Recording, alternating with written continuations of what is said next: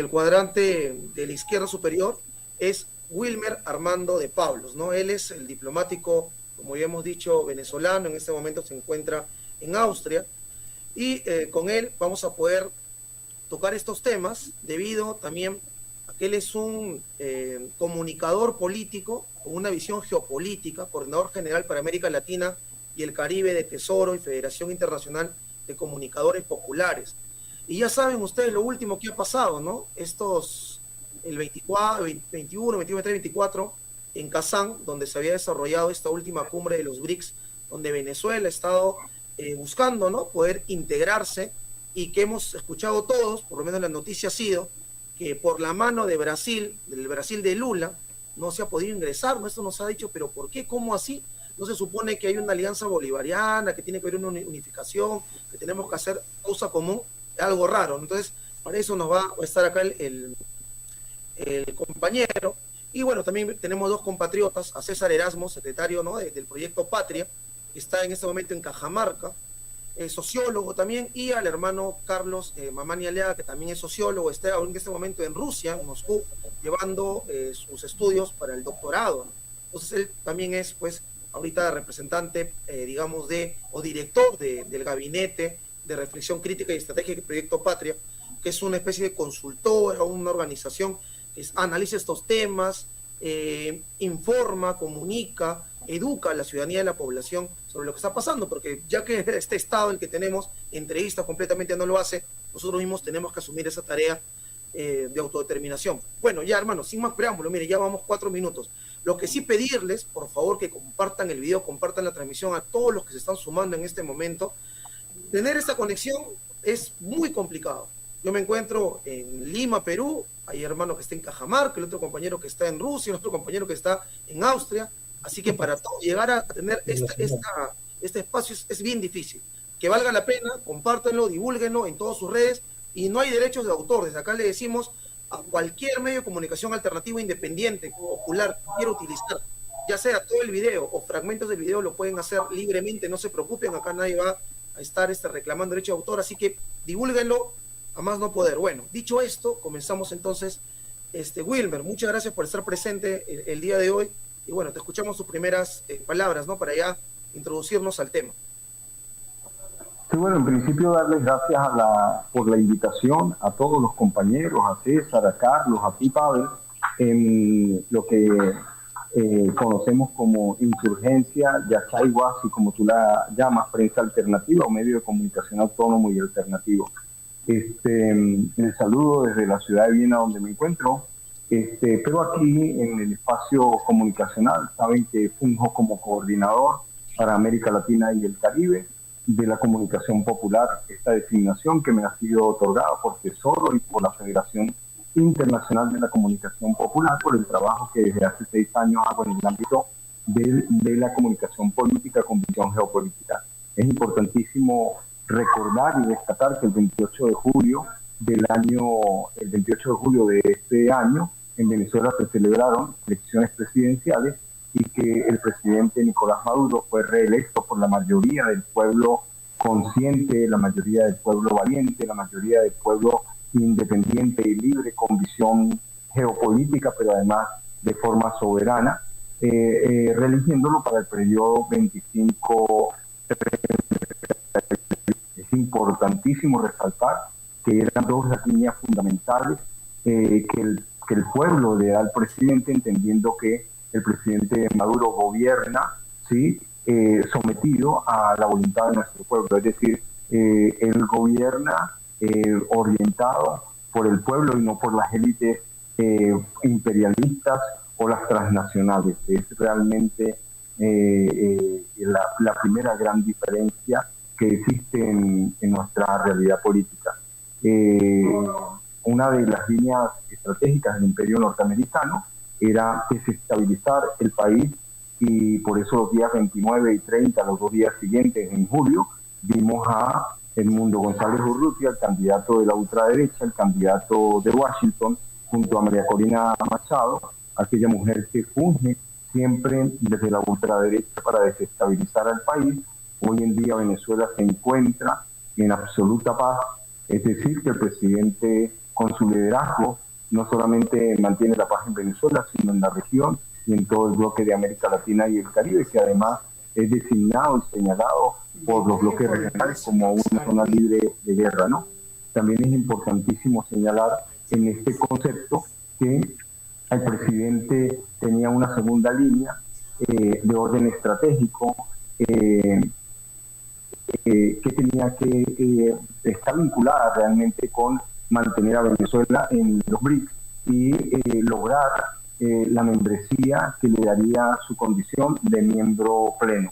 Realmente hace rato que Venezuela es miembro del BRICS, solo que es miembro asociado. Saben ustedes que en el mecanismo conocido como Brasil, Rusia, India, China, Sudáfrica, pero que además con el MAC Plus, que se inició el 1 de enero del 2024 con la incorporación de Egipto, de Etiopía, de Irán, de los árabes y Arabia Saudita,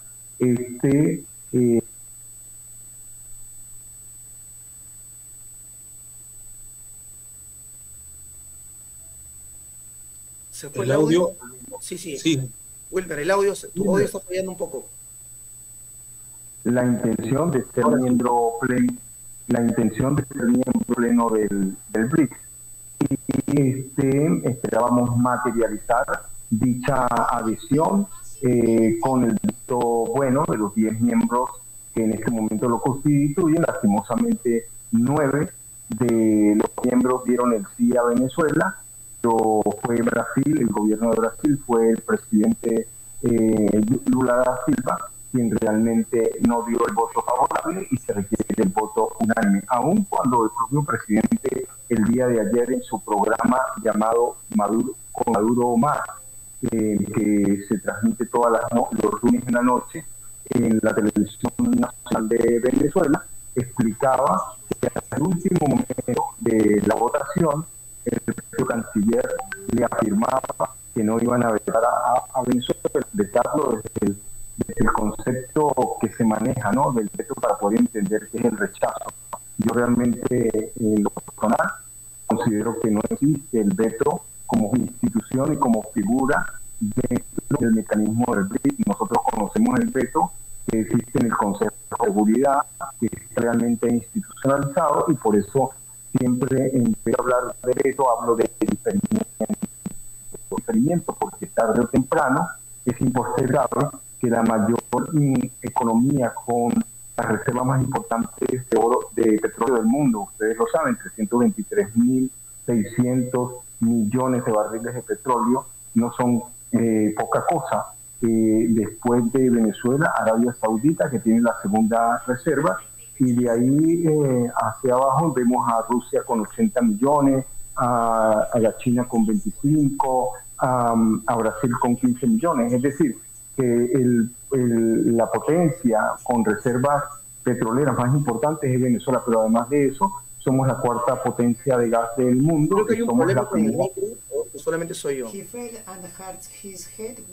Hay una potencia, somos una potencia además en gas, la cuarta potencia de gas del mundo, la primera es Rusia, pero además de esto, somos la primera reserva de oro del continente y además representamos el 70% de reserva de oro del mundo, que es muy importante para el apalancamiento de las monedas nacionales, de la moneda regional. Se fue el audio.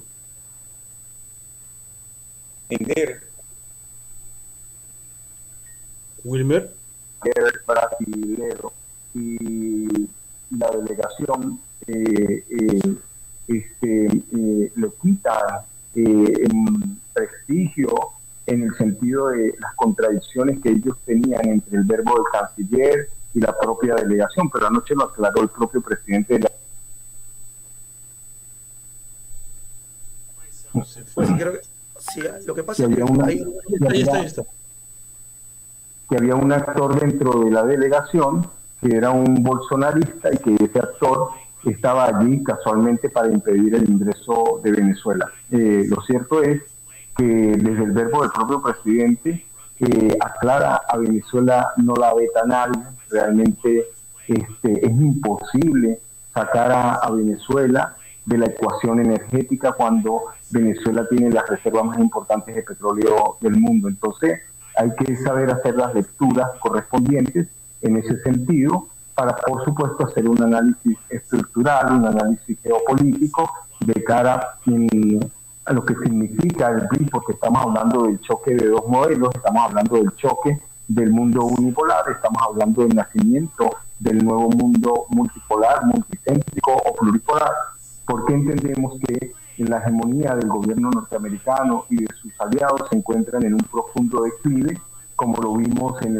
el siglo pasado, en el 29, como lo vimos en el 2008 y como está ocurriendo hoy en el 2024, cuando tienen represada una explosión financiera desde hace 14 años. Es decir, que lo que enfrenta Estados Unidos hacia lo interno, se habla de una probable guerra civil, el hecho de las elecciones del 5 de noviembre en Estados Unidos, vemos todo lo que está ocurriendo con los republicanos y los demócratas, el conflicto que hay entre el ala militar y el ala, por supuesto, energética, y entendemos que el imperio norteamericano hará lo correspondiente hasta su último respiro para impedir la consolidación del BRICS, pero hoy el presidente el presidente Vladimir Putin hizo público que no asistirá a la reunión del G20 que se celebrará en Brasil. Es decir, ya se empieza a ver las consecuencias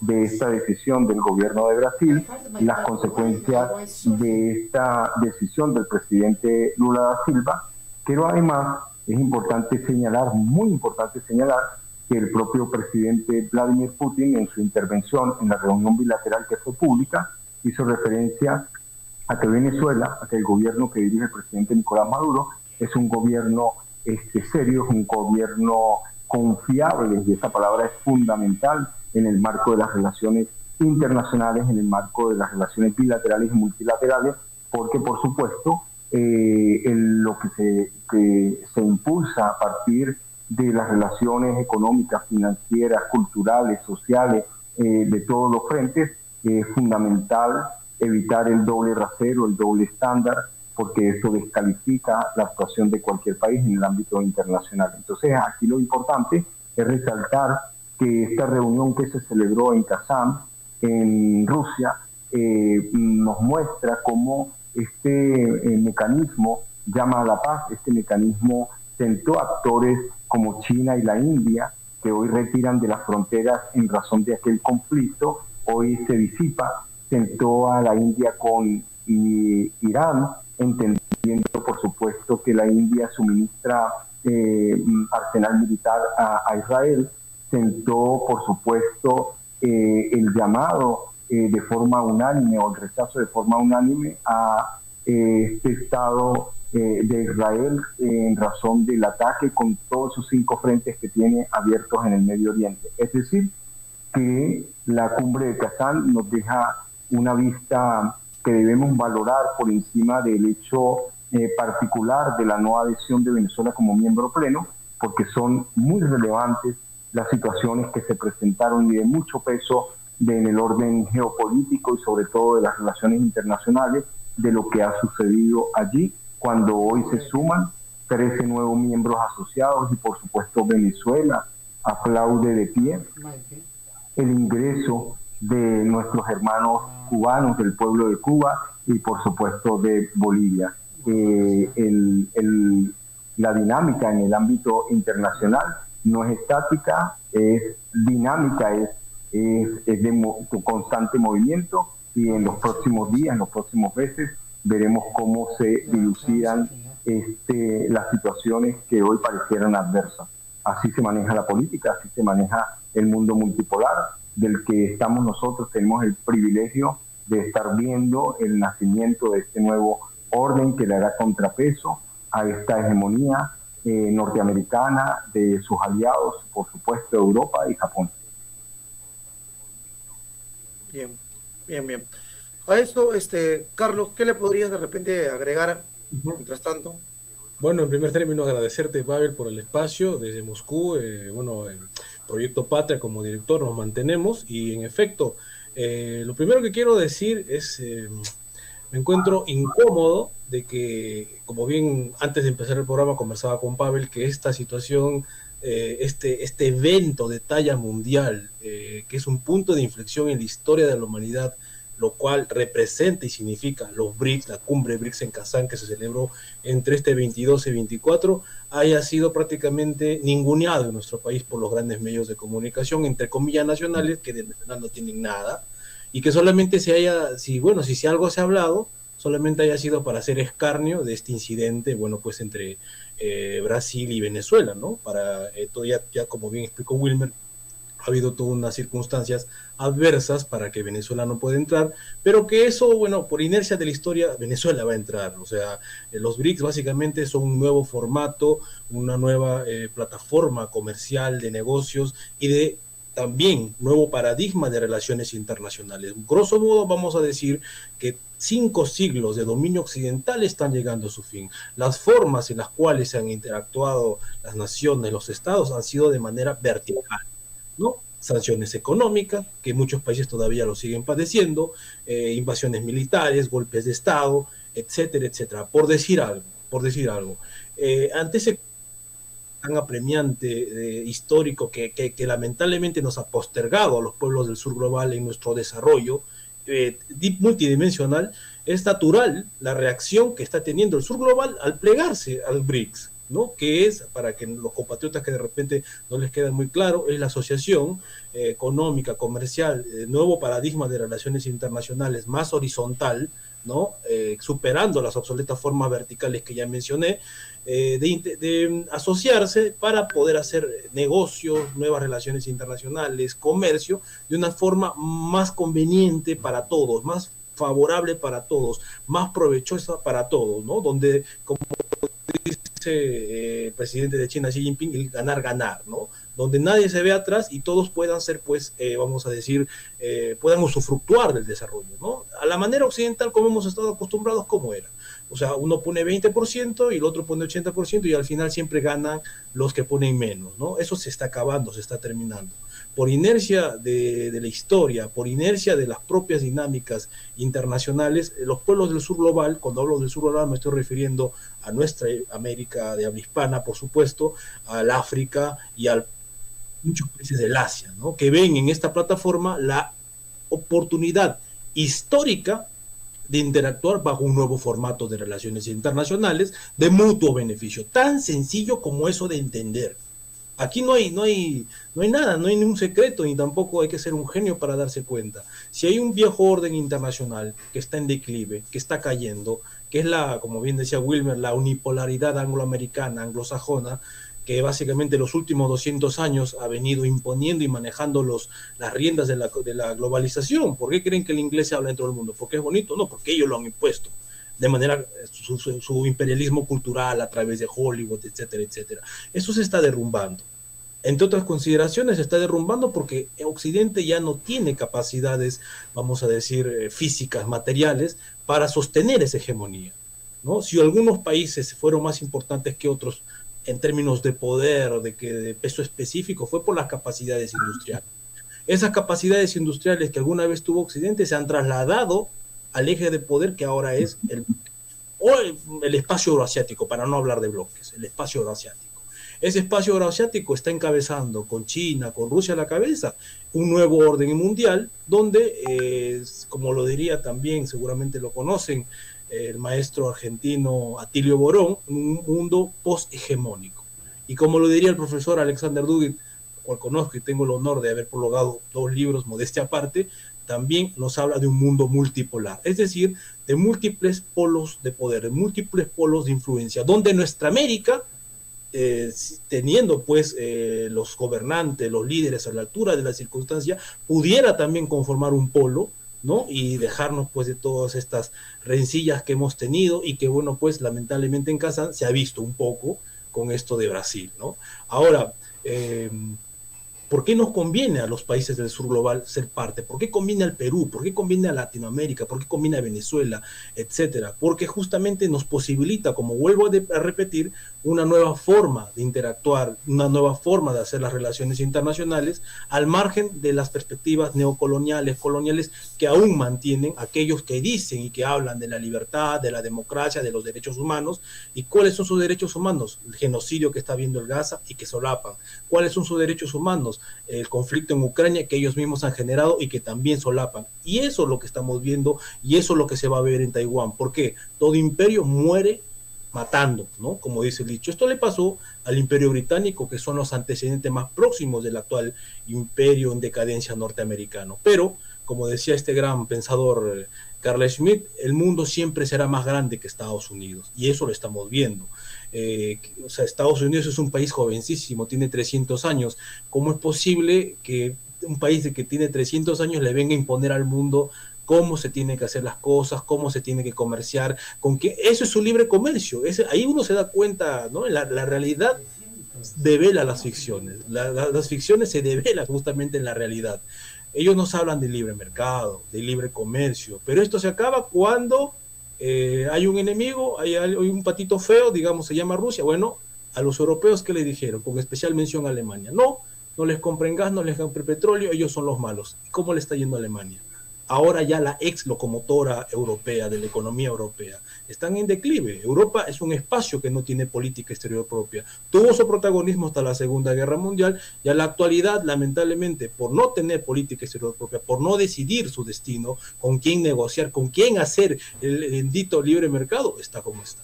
Entonces, nosotros tenemos que tener una perspectiva más soberana y ver con quién nos conviene justamente hacer negocios. Yo no digo que hay que cortar relaciones definitivamente con Occidente. Si hay cosas buenas que rescatar, hagámoslo. Pero si alguien tiene mejores ofertas en materias primas, en recursos, y nos permite comerciar de manera más equitativa, ¿por qué no hacerlo? Esto es una cuestión pragmática. El mundo se está yendo a los BRICS. Ese es el destino del siglo XXI y se está yendo allí. ¿Por qué? No por una cuestión ideológica, porque hay diversos países con diversos signos ideológicos dentro de los BRICS. ¿Qué tiene que ver Arabia Saudita con la India? ¿Qué tiene que ver la India con bueno, en fin, no solamente ideológicas, ¿no? Sino civilizatorias, que incluye la religión, la cultura, el idioma. O sea, estamos ante un nuevo paradigma de relaciones internacionales. En Kazán, la semana pasada, se está escribiendo o se ha empezado a escribir una nueva historia de las relaciones internacionales del mundo, de la humanidad. Y yo vuelvo a decir y manifestar mi enojo de cómo es posible que a nuestros hermanos peruanos no se les informe de estas realidades que prácticamente están definiendo el futuro del mundo y con ello el futuro de nuestros países y de nuestros pueblos. O sea, lamentablemente es así. Lamentablemente nuestra diplomacia está totalmente subordinada a ese mundo en decadencia, a esa unipolaridad anglosajona, angloamericana, que no tiene más que ofrecerle al mundo sino la guerra y el caos y la muerte, como lo estamos viendo. Eso que se ve en Ucrania, esa guerra, eso que se ve en Oriente Medio, el genocidio de Israel contra Palestina, lo que se verá en el Indo-Pacífico con Taiwán, que será algo calcado a Ucrania, es reflejo de un sistema caduco en decadencia. Estamos en una transición sistémica hacia un mundo multipolar. Algunos países ya lo han entendido. Lamentablemente nosotros como peruanos y muchos países de la región aún no. Sin embargo, por inercia de la historia, esto se va a suceder. Por eso vuelvo a repetir, Venezuela de todas maneras va a estar en los BRICS en cualquier momento como miembro pleno, por supuesto, porque las capacidades energéticas, la posición estratégica, las reservas de petróleo más grandes del mundo simplemente no pueden ser soslayadas. Este es un episodio ya para entrar con el tema de Lula. Podríamos decir que, bueno, hay diversas interpretaciones, aquí vamos a especular, pero bueno, para eso está el espacio y para eso se nos da cierta facultad para opinar. Tengo amigos en Brasil muy respetables, ¿no? Que son también analistas internacionales, expertos en geopolítica, que ellos consideran que no es el mismo Lula al que estuvo en previas pretérito, el Lula que otrora fue presidente. Ahora este Lula está reconociendo, pues como bien dijiste, a Dina Boluarte, que, o sea, es una señora que ha ingresado al poder con casi 60 muertos, con las manos manchadas de sangre a la presidencia del Perú, y se la reconoce, y bueno, y al presidente Maduro le pone pelos. Yo creo que ahí hay gato encerrado. Para ahí hay muchas interpretaciones, dicen estos amigos, que tal vez en su momento de reclusión, y esto es una especulación, puede que haya negociado su salida, ¿no?, de prisión a través de ciertos condicionamientos, ¿no? Y tal vez por allí esos condicionamientos se puedan reflejar en lo último que se ha visto en Kazán, interferir que Venezuela pueda entrar a los BRICS, y con eso no solamente Venezuela, sino a la América de habla hispana, porque con todo respeto, Cuba es importante, Bolivia es importante, pero ni siquiera los dos juntos pueden cumplir las capacidades que tiene Venezuela por sí sola, ¿no? Discúlpenme. Y por otro lado, también otra interpretación que puede hacerse es también pues que los intereses geopolíticos de Brasil dan a flote, ya ateniéndonos a la real política, por ejemplo. Brasil tiene intereses en las Guyanas también, entonces hay una interpretación a tener en cuenta, ¿no? Pero como les digo, estas son interpretaciones a título personal, efectivamente, que puedo yo ofrecer al respecto, ¿no? Puedo equivocarme, claro está, y espero que así sea, pero lo definitivo acá, y con esto quiero terminar, los BRICS son el futuro para el mundo del siglo XXI, para la humanidad del siglo XXI, para los pueblos del sur global que están despertando de un largo letargo por el colonialismo y la opresión de Occidente que hemos tenido por más de 500 años y por últimamente estos 200 años de dominio anglosajón. El África está despertando, el sudeste asiático está despertando, nuestros países, Latinoamérica, están empezando a despertar, aunque tengamos los gobiernos en contra de nuestras poblaciones, alineados automáticamente a Washington, a la unipolaridad en decadencia angloamericana que ya menciono, atlantista, guerrerista, etcétera. Esto por inercia de la historia se va a hacer, y es allí donde entra nuestra categoría clave, fundamental para comprender esto, que es la diplomacia popular. No esperemos que nuestros servicios diplomáticos lo hagan, lamentablemente no lo van a hacer, no porque no estén muy formados, ni mucho menos, lamentablemente ellos cumplen órdenes, son muy técnicos. Yo estoy en Rusia y veo la mayoría de embajadas latinoamericanas se limitan solamente a temas folclóricos, a temas gastronómicos, que por supuesto no está mal la cultura, pero lo serio no se está discutiendo. No se está discutiendo hacia dónde vamos a ir, qué queremos ser como países, qué queremos ser como región, qué queremos ser como polo en el siglo XXI, donde sin tener una idea clara de la geopolítica, de las nuevas relaciones internacionales, de las nuevas dinámicas globales, simplemente no vamos a tener espacio allí. Eso quería decir y muchas gracias. Doy paso a César, por favor. Justamente quería hacerle esta pregunta a César, ya que ustedes tienen la posibilidad, ¿no? Teniendo, por ejemplo, a Carlos allá en Rusia, una visión mucho más amplia de repente de la que estamos nosotros acostumbrados aquí, que debido a toda la problemática que estamos pasando, de repente pues nos enfrascamos en el tema del Tribunal Constitucional, la Junta Nacional de Justicia, el Congreso, pero hay pues todo un mundo que sigue, ¿no?, avanzando con todo ello. Te decía esto, César, por lo siguiente que te voy a mostrar, bueno, a todos en realidad, ¿no? De repente el cuadro está pequeño, ya, pero acá creo que lo vamos a hacer mucho más amplio. Este es el periódico, digamos, el medio de comunicación, entre comillas, más importante, más antiguo, ¿no? El medio decano del Perú, El Comercio. Y lo que ha colocado, ¿no?, es la farsa de los BRICS. Más allá de confirmar la hipocresía del grupo, la cumbre de los BRICS sí trajo algo bueno, el veto a Venezuela. Así comienza. La cumbre de los BRICS en Rusia la semana pasada terminó tal y como empezó, en una farsa. Los países BRICS, así llamados porque sus primeros miembros fueron, ya sabemos cuáles, se empezaron a organizar hace 15 años y todo lo que viene es, ya se imaginan ustedes, una verborrea en contra, ¿no? Una desacreditación total. Entonces, en ese sentido, César, desde la perspectiva de Proyecto Patria, ¿cómo analizan ustedes el tema, no? A ver, adelante, te escuchamos. Un placer compartir el espacio con Wilmer, con Carlos y contigo, que ya desde ya consideramos un aliado de Proyecto Patria. Y bueno, efectivamente, nosotros estamos siguiendo los procesos globales desde muy cerca, con Carlos, con Wilmer, que son también parte fundamental de lo que nosotros hacemos desde acá, desde Cajamarca. Y evidentemente la retórica del comercio, no solo del comercio, ¿no?, sino de RPP también, han hecho, bueno, escarnio del veto de Venezuela, pero en términos pues de obedecer a una agenda global occidental de medios de comunicación, los cuales se dedican y se han dedicado a desinformar, ¿no?, sobre los procesos democráticos de la República Hermana de Venezuela, así como desinformarnos a nosotros con los procesos internos de los reclamos, por ejemplo, populares que tenemos.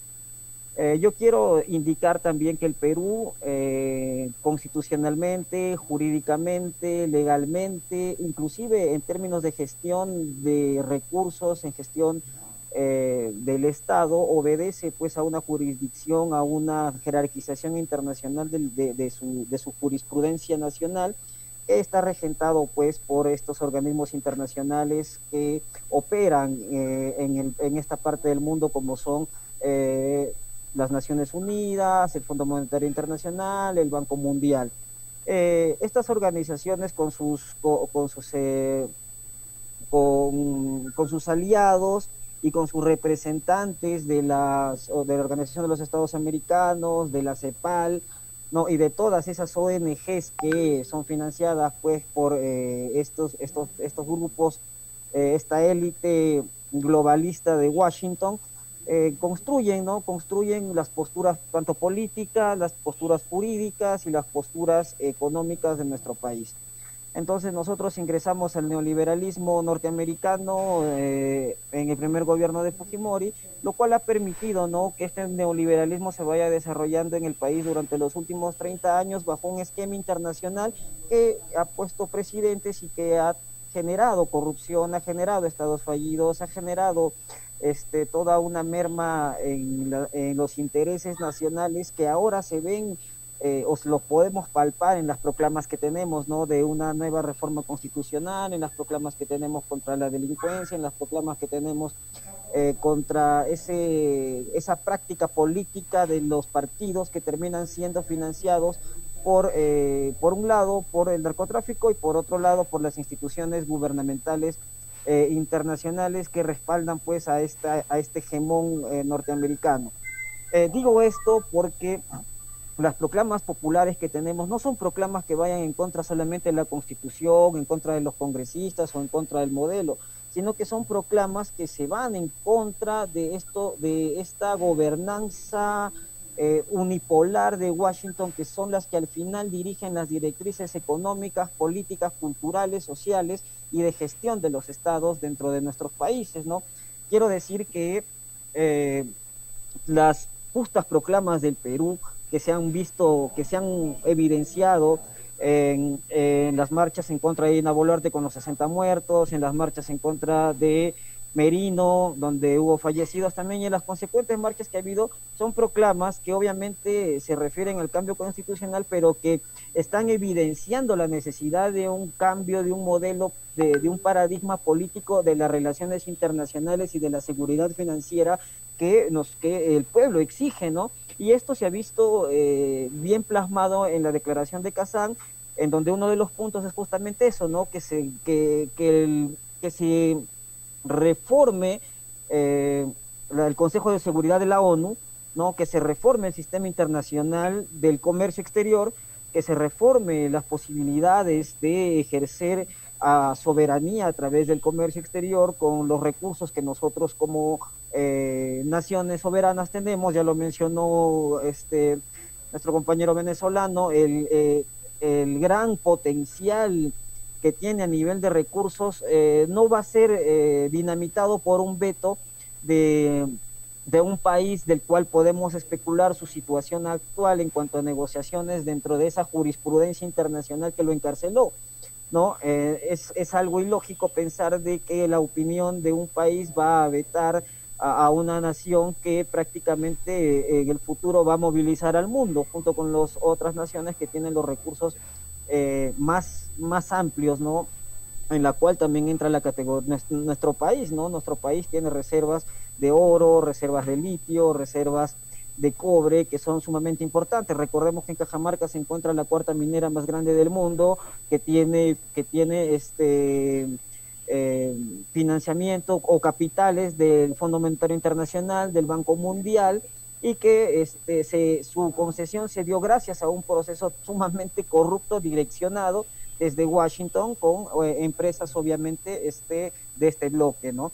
Entonces, dicho esto, nosotros desde Proyecto Patria también estamos bastante preocupados de que no se esté hablando de estos temas de suma importancia civilizatoria del siglo XXI, como es el espacio de los BRICS, en donde se da una nueva posibilidad de negociar, una nueva posibilidad de tener autonomía y una nueva posibilidad de desarrollo bajo las capacidades humanas, culturales y de recursos que tenemos, ¿no? Lamentamos que los medios de comunicación sigan esta imposición ideológica que viene desde Washington y que no tenga la preocupación. De la misma forma, nosotros lamentamos que nuestro servicio exterior, a través de las embajadas y la Cancillería, tampoco haya tenido un pronunciamiento, quizás simplemente para saber de qué está pasando en el mundo, no haya tenido un pronunciamiento. Sin embargo, nosotros hemos elevado un pronunciamiento, el cual lo estamos difundiendo, el que vamos a hacer llegar a ti, Pavel, para que lo difundas también en tu red, en donde nosotros resaltamos los puntos que creemos son los más importantes de la declaración de Kazán. Uno de estos puntos que nosotros resaltamos es, por ejemplo, el doble rasero de los derechos humanos, ¿no? Que bajo este discurso se permite la invasión a países soberanos y la imposición de sus regímenes autoritarios a través de golpes de Estado, a través de invasiones, como lo que ha pasado en Ucrania, lo que ha pasado en Georgia, lo que ha pasado en Moldavia, etcétera, ¿no? Nosotros también reafirmamos que es necesario y absolutamente justo la reconfiguración del Consejo de Seguridad de la ONU, en donde permita a los miembros plenos tener una participación más justa y más equilibrada. Creemos también sumamente importante nosotros, dentro de la declaración de Kazán, que se tiene que reconfigurar la arquitectura la arquitectura financiera internacional, ¿no? Y ir más allá del Bretton Woods, ir más allá de la imposición del Banco Mundial y de los préstamos internacionales que subyugan a nuestros países a deudas internacionales impagables, sometidas básicamente a si me prestas dinero, tienes que plantear y ejecutar las agendas que yo te ponga como condición para que puedas participar de estos préstamos. También saludamos nosotros y creemos que es fundamental que la cooperación de los BRICS se haya centrado en utilizar los mecanismos de la tecnología para promover el desarrollo. Saludamos también y creemos que es sumamente importante la propuesta del presidente ruso en cuanto a generar un banco de granos para evitar el monopolio de estos granos y que tengamos nosotros la posibilidad de acceder en eventuales problemas con respecto a la producción, acceder a este banco mundial de granos que puedan servirnos para la seguridad alimentaria de nuestras naciones. Nosotros en el Perú tenemos un problema básico sobre este tema. El 47% de la población nacional no tiene seguridad alimentaria, lo que quiere decir que el 47% de los peruanos no tenemos asegurados los 3 alimentos diarios, que es el desayuno, el almuerzo y la cena, ¿no?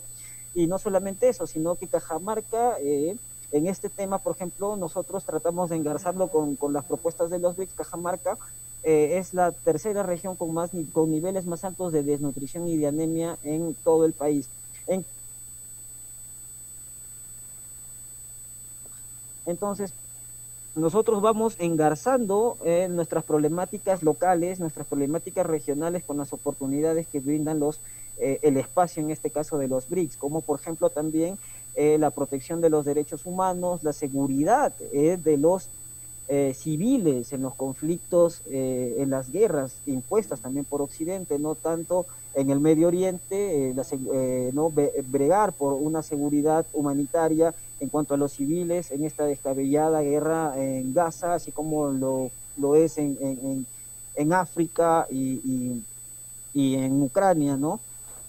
Proteger a los civiles, ¿no? Que pensamos que al fin y al cuenta son los respaldados por los derechos humanos, que son los primeros que vienen siendo atacados y aniquilados en este genocidio ejercido por Washington, en esta desesperación de ver mermada su hegemonía. Nosotros también desde el Proyecto Patria resaltamos que la declaración de Kazán se haya preocupado en cuanto al tema de la no proliferación de armas nucleares y que se le haya planteado a la Organización de las Naciones Unidas ejecutar una resolución que permita tener seguridad en cuanto al armamento nuclear, que no termine en manos en manos de grupos terroristas, ¿no?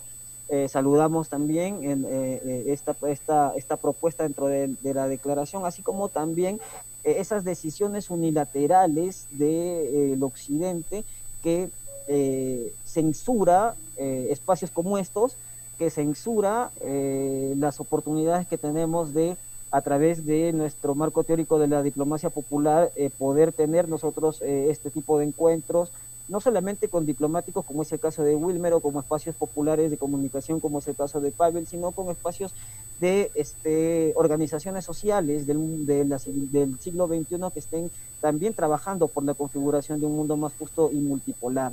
Saludamos también, y nosotros creemos fundamental que se haya referido en la cumbre de Kazán la condenación a las sanciones económicas, políticas y sociales del occidente colectivo, que lo toman unilateralmente sin consultarle a nadie, diciendo que nosotros como Proyecto Patria no podemos conversar con los hermanos venezolanos, con los hermanos bolivianos o con los hermanos rusos, ¿no? Entonces a nosotros nos parece gracioso que y también una imposición que los Estados Unidos pretendan decirnos con quién conversar, con quién negociar, con quién aliarnos y con quién hacer un trabajo social de organización. Saludamos también nosotros que se haya hecho visible la imposición de por ejemplo, el tema de poder nosotros expresarnos en cuanto a la contaminación ambiental que las mismas empresas norteamericanas producen en nuestro país bajo el paraguas del cambio climático, ¿no? Saludamos también esa propuesta que nos da un respaldo a nosotros como ciudadanos que tenemos conflictos grandes, mineros en nuestras poblaciones, que han tenido muertes y que han tenido desplazamientos de poblaciones. Nos permite a nosotros este punto tomarlo en cuenta para hablar con más claridad sobre el impacto negativo en el medio ambiente producto de estas políticas neoliberales y de las empresas extractivistas, y poder poner en discusión también las posibilidades de tener empresas extractivas con más responsabilidad social, con más responsabilidad a los ciudadanos y al interés nacional, porque el Perú también es un país netamente minero, con capacidades mineras que son con las que nos hemos insertado al mercado neoliberal, vendiendo obviamente piedras y elementos naturales de esta circunstancia. Ahora, desde Proyecto Patria nosotros tenemos la responsabilidad y nos hemos adjudicado esa responsabilidad, no porque seamos el único espacio, ¿no? Sino porque creemos de que el permitirnos desenvolvernos en colaboración con Carlos, con Pablo, tenemos un arrastre histórico que no podemos nosotros dejar de observar. En ese sentido, este Proyecto Patria está trabajando en estrechar lazos para poder nosotros tener una transferencia tecnológica, intercambios estudiantiles, intercambios políticos de las organizaciones sociales. En la propuesta de realizar en Cajamarca el Foro de Cooperación Internacional y Asuntos BRICS, que modestia aparte, como también dice Carlos, es el primer intento que estamos haciendo en nuestro país. Si bien es cierto, hay grupos que han realizado eventos de tinte académico, pero nosotros lo estamos haciendo ya políticamente con estructuras estatales a través del gobierno regional, que bueno, es un compañero también que nosotros hemos asesorado en algunos temas, también la municipalidad, nuestra universidad, la Cámara de Comercio, el Senati y los colegios profesionales. Desde Proyecto Patria, la tarea que tenemos ahora y a la que nos hemos encaminado es en difundir difundir las oportunidades que presentan los BRICS para nosotros como país, como sociedad, en los ámbitos económicos, políticos, académicos, militares, empresariales, culturales, sociales, etcétera. Creemos nosotros desde Proyecto Patria que la civilización del siglo XXI se está construyendo con los países BRICS, que las oportunidades comerciales internacionales, culturales y civilizatorias se están construyendo para un mundo más justo y más equilibrado, y nosotros no podemos ser ajenos a este movimiento histórico. Si es cierto que la prensa, los políticos y la academia está siendo ajeno, es por una cuestión de imposición. Sin embargo, nosotros estamos tomando estos espacios bajo el marco de la diplomacia popular, trabajo que no hace ni la Cancillería, que no hace tampoco las embajadas, pero que nosotros lo estamos haciendo. En este preciso momento, a través de estas intervenciones que estamos haciendo, estamos poniendo en práctica la diplomacia popular, ¿no? Y estamos fortaleciendo esas relaciones del mundo multipolar, o sea, estamos construyendo esa nueva civilización de este espacio. Yo quiero terminar mi intervención mencionando de que las justas reclamas del pueblo, las justas reclamas en cuanto a temas de seguridad, en cuanto a temas de corrupción, en cuanto a temas de los estados fallidos, en cuanto a temas de participación democrática, de autodeterminación, es decir, las consignas populares de las marchas que se vayan a realizar de aquí hacia el futuro, son consignas que no implican solamente un cambio de constitución, que no implican un cambio de paradigma civilizatorio, un cambio de paradigma de las relaciones internacionales y un cambio de paradigma de las relaciones comerciales que se lo está planteando desde el espacio de los BRICS. Otro objetivo de Proyecto Patria es que a través de nuestras actividades nos hemos planteado la necesidad de poner en debate público el tema de los BRICS en las próximas elecciones nacionales, regionales y municipales que se van a dar en el año 2026, para lo cual nosotros venimos elaborando un trabajo de base que queremos como resultado que estos temas que estamos discutiendo ahora aquí se discutan a este nivel político, económico, empresarial y académico. Ese es el trabajo que ha asumido ahora Proyecto Patria y que desde ya consideramos a Pavel como un aliado, y bueno, Wilmer es un aliado ya de mucho tiempo de Proyecto Patria, y en ese sentido es de que estamos nosotros direccionando nuestras actividades por la construcción de un mundo más justo, por la construcción de un mundo más seguro en términos armamentísticos y financieros. Bien. Bueno, como ya imagino la mayoría pues que está en este momento viendo la transmisión, hay un sinnúmero de puntos que tocar, y de hecho cada punto que se ha venido tocando sería para dar algunos tipos de comentarios, análisis, perspectivas, incluso mostrar de repente por ahí datos, estadísticas y demás, ¿no? Espero que no sea la última vez. De todas maneras, vamos a darle a cada uno de los participantes una nueva réplica, ¿no? Para que dé sus palabras ya más concretas, de repente algo que se han olvidado, que de repente es importante, pero no lo tocaron. Y bueno, pues ya casi vamos a una hora de programa, así que, bueno, Wilmer, muchas gracias por estar acá. Digamos, el primer acercamiento, esperemos que no sea el último. Esto es como una especie de introducción, netamente para más o menos ir viendo, y aquí pues me imagino que va a haber mucho que preguntarte. Tú sabes que la información que viene en relación al tema de Venezuela siempre está sesgada, en el Perú por lo menos, de una visión, repito, en defensa de los intereses del país del norte, ¿no? Y no realmente como son las cosas. Así que bueno, sin más preámbulo, igual, por favor, lo que tengas que decir, y bueno, también para que ya puedas despedirte de acá de los que te estamos viendo, ¿no? Adelante. Y bueno, gracias por permitirme este espacio ya para el cierre. Es importante recordar que el monopolio occidental maneja las corporaciones de la desinformación, los laboratorios de guerra sucia y por supuesto los anclas que invisibilizan, como ustedes lo exponen allí, el evento de Kazán en el Perú, porque es parte de la estrategia occidental, invisibilizar, minimizar, distorsionar, porque eso que nosotros erróneamente llamamos información, cuando nos referimos a ellos, no es más que desinformación, porque parte de la mentira, parte de la distorsión y parte de la manipulación dirigida a la mente de nuestros pueblos. Eso en principio.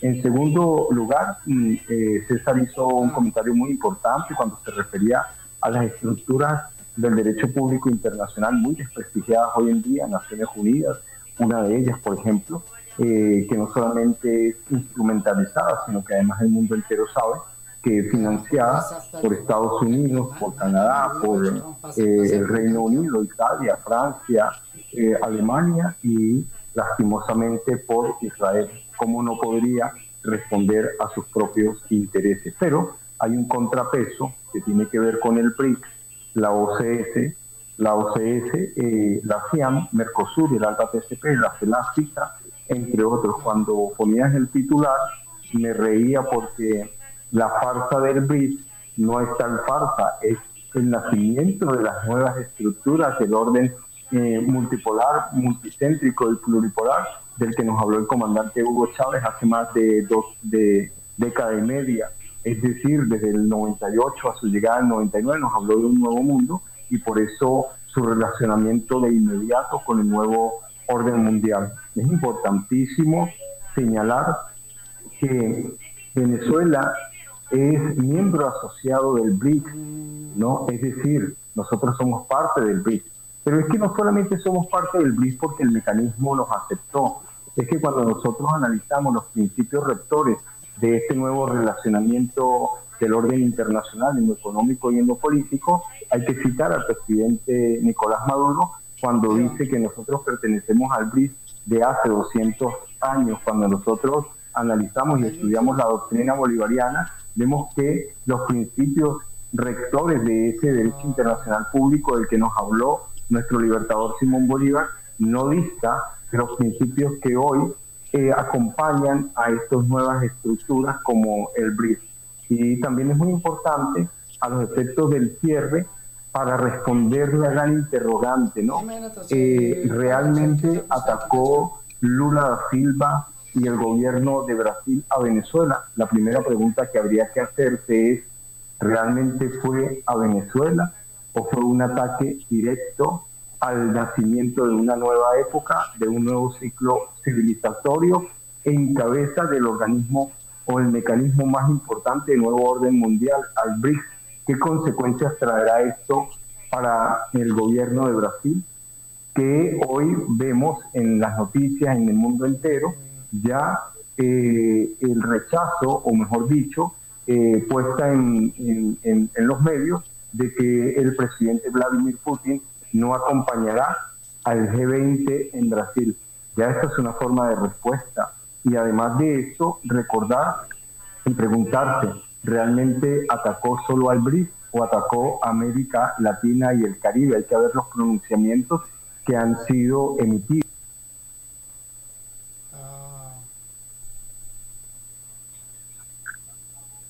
Hay que visualizar el rechazo tremendo hoy, y no basta sino meterse a las redes de la desinformación, para visualizar las consecuencias del orden comunicacional contra Lula da Silva. Pero es que además habría que preguntarse, no solamente fue contra América Latina y el Caribe, fue contra nuestro propio bloque regional, cuando nosotros vemos a Laura Richardson paseándose por nuestra región, haciendo un inventario de nuestras materias primas, vale decir, el agua, el oxígeno, el oro, el litio, el petróleo, el gas, entre otras cosas. Habría que realmente preguntarse, ¿midieron las consecuencias de esta decisión vergonzosa que hoy acompaña a el presidente Lula da Silva y el gobierno de Brasil? Bueno, eso lo podemos dilucidar en el día a día. La historia se encarga de decantar a los auténticos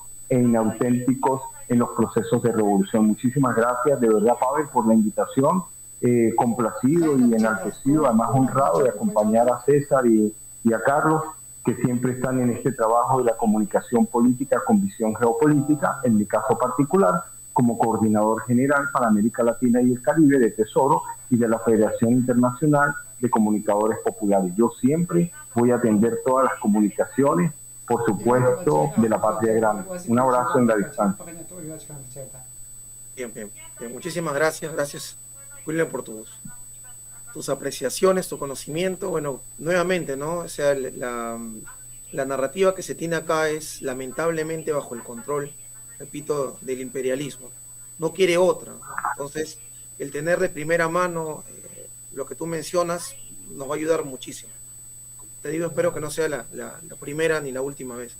Bueno, Carlos, lo que tendrías que agregar, hermano. Ya, vamos. Sí, efectivamente, para no ser muy extendido, decir justamente que si hay algún dominio que todavía la hegemonía, la decadente, declinante hegemonía atlanto-occidental, unipolar, angloamericana, todavía tiene influencia, es justamente lo que estamos tratando. Lo que mencionó Wilmer, ¿no? Las fábricas de desinformación, los medios como el comercio, lamentablemente es el único espacio donde todavía tienen influencia y tienen dominio, porque en lo económico han sido rebasados, en lo militar también lo están siendo. Entonces el único dominio que todavía mantienen, el único dominio que todavía se puede decir son hegemónicos son los medios de comunicación. En nuestro caso, en nuestros países llamados nacionales, pero que nacionales no tienen nada, siempre hay que entrecomillar, ¿no? Los medios nacionales, como el comercio y etcétera, y tantos otros que ya pues históricamente se conocen, ¿no? Sus perspectivas totalmente afines a un imperialismo en decadencia y que son, vamos a decir, se rehúsan a entender, a comprender las nuevas dinámicas internacionales del siglo XXI que están marcando el rumbo hacia el nacimiento, el surgimiento de un mundo multipolar, donde sin la idea fundamental, la categoría básica y esta palabra que retorna al siglo XXI después de un largo letargo, después que nos dijeron que ya pues había pasado la historia, que todo lo arreglan los mercados, que todos somos lindos iguales, bueno, esa categoría clave, no solo teórica, sino práctica, soberanía, está retornando. Y esto está más allá de izquierda y está más allá de derechas. El siglo XXI básicamente se está definiendo en función a estados y a países soberanos. Los países que están escribiendo la historia del siglo XXI son aquellos que se han reencontrado con este espíritu soberanista y en los BRICS se han dado cita la semana pasada haciendo historia. Lamentable que muchos de nuestros compatriotas no estén al tanto por los medios de comunicación que desinforman, pero de verdad agradecerte infinitamente, Pavel, por este espacio, ¿no? Y con respecto a Venezuela, como dije, y me quedo ahí ya para no especular demasiado, Venezuela va a entrar, por inercia de la historia va a estar en los BRICS, ya lo es, como dijo Wilmer, pero tiene que ser un socio pleno justamente, y con eso, como bien dice, estas preguntas hay que hacérselas como reflexión, como ejercicio, como un sano ejercicio justamente. ¿A quién realmente se le ha hecho daño? ¿A Venezuela solamente? ¿A la región Latinoamérica? ¿A Sudamérica? ¿Al Perú? Hay que dejarlo ahí y hay que hacer reflexión. Solamente la historia los absolverá o en todo caso también los condenará. Hasta ahí mi participación. Muchísimas gracias, Pavel.